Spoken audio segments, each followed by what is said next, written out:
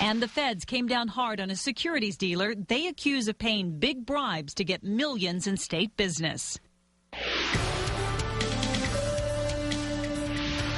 Good evening. Bribes, kickbacks, fraud? It was the multi-million-dollar corruption scandal that landed a state treasurer in federal prison. But one man, identified as a key figure in that case, was never criminally charged.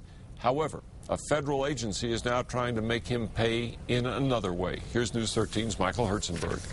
Over a 7-year period, Guy Riordan made secret cash payments to then State Treasurer Michael Montoya in exchange for Riordan getting millions of dollars in state contracts.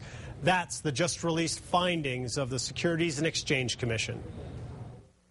Guy Riordan was a politically connected securities dealer. He headed the State Game Commission, and he palled around with Governor Bill Richardson. Riordan's problems began in 1996. Newly elected State Treasurer Michael Montoya preferred to do business the old-fashioned way, cash under the table. According to the SEC, Guy Riordan was more than willing to pay the price. There were more than 80 illicit transactions between Riordan and Montoya.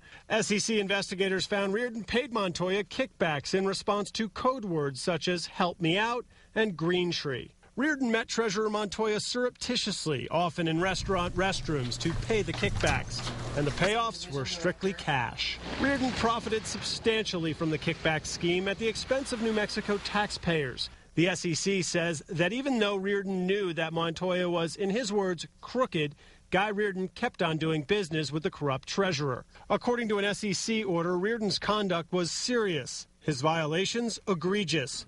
Following a 2-year investigation, the Securities and Exchange Commission has now banned Guy Riordan from securities business for life. He was also ordered to pay close to $2 million in fines and penalties. Michael Montoya pleaded guilty for his role in the scandal and is serving more than 3 years in a federal penitentiary. Federal prosecutors have never publicly disclosed why they did not charge Riordan with a crime. The statute of limitations has now run out. Riordan's lawyer says he will file an appeal on the SEC penalties. Back to you. Right, Michael, at one point, Riordan was very close with Governor Richardson. They hunted together, went to boxing matches together. But once Riordan's name surfaced in the treasurer scandal, Richardson fired him as chairman of the State Game Commission.